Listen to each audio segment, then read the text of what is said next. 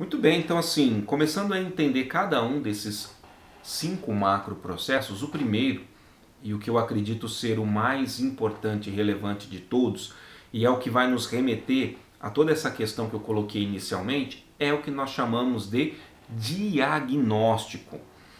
Quando você, por exemplo, vai a um médico fazer uma consulta, imaginemos que você tem uma dor na sua barriga e você não sabe o que é essa dor, você só sabe que dói, você só sabe que te incomoda. E aí quando você vai ao profissional, quando você vai ao médico, o que esse médico faz? Será que de cara ele já puxa o seu bloquinho de receitas e vai prescrevendo os medicamentos? Até porque ele é médico, atende centenas de pessoas, às vezes pela cara do paciente ele já vai saber o que realmente é importante ser diagnosticado, ser receitado. Mas a verdade é que não. O primeiro movimento que o médico faz ali no seu consultório é entender qual é o problema, o que levou este paciente até o consultório dele. E para entender isto, ele vai fazer um diagnóstico. E como é que ele faz esse diagnóstico? Ora, ele faz esse diagnóstico por meio de uma série, uma quantidade de perguntas que vão fazer com que este profissional, com que este médico entenda o que aquele paciente está passando e quais seriam as medidas corretivas, qual seria o possível tratamento. Então, nessa analogia que eu estou trazendo, a pessoa vem e fala: eu tenho uma dor na minha barriga. E aí o médico, região da barriga, ele começa a fazer algumas perguntas para descartar ou se aproximar daquilo que ele acredita que seja. Então, ele pergunta, por exemplo, essa dor acontece com muita frequência? Sim, acontece. Você percebe que essa dor fica mais intensa quando você tem a ingestão, ingere algum alimento ácido ou gorduroso, uma fritura? Doutor, é isso mesmo. Puxa, quando eu como alguma coisa do tipo, parece que é horrível, que meu estômago dói. Certo.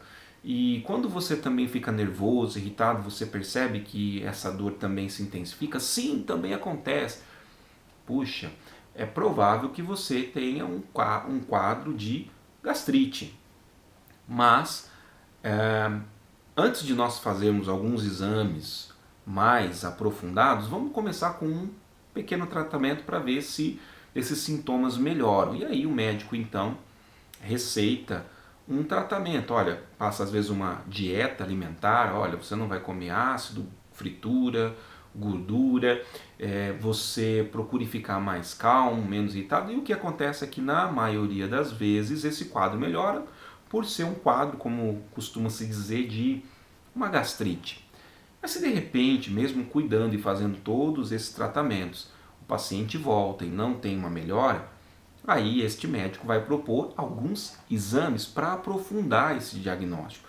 Então, às vezes ele indica uma endoscopia ou alguma coisa do tipo, para que esse paciente possa então ser melhor diagnosticado e aí sim, com base neste resultado, ele proponha o tratamento mais adequado e às vezes até pode ser que seja o caso de uma, não é uma gastrite, pode ser que seja uma úlcera, pode ser até talvez que seja um câncer. E aí, diante do diagnóstico, aplica-se as ações corretivas necessárias. E aí entra o segundo elemento dos nossos macroprocessos, que é a questão do planejamento.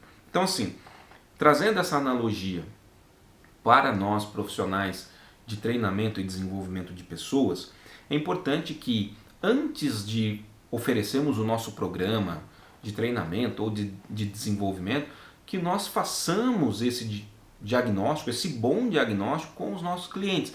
E você já entendeu aqui, assim como na área médica nós precisamos fazer uma série de perguntas para o nosso cliente, para o nosso contratante, para ajudá-lo a entender qual é o problema, qual é a causa deste problema, durante quanto tempo este problema acontece, para que a gente, a partir disso, possa entender quais seriam as melhores práticas, as melhores ações para realmente ajudar esse cliente a chegar no resultado que ele quer. Nesse diagnóstico você pode identificar muitas vezes um problema de comunicação que ele queira resolver, às vezes é um problema com o trabalho em equipe, enfim, às vezes são de ordens técnicas ou de ordens comportamentais, mas você vai fazer ali essa leitura, esse diagnóstico e a partir disso sim fazer a proposta que mais vem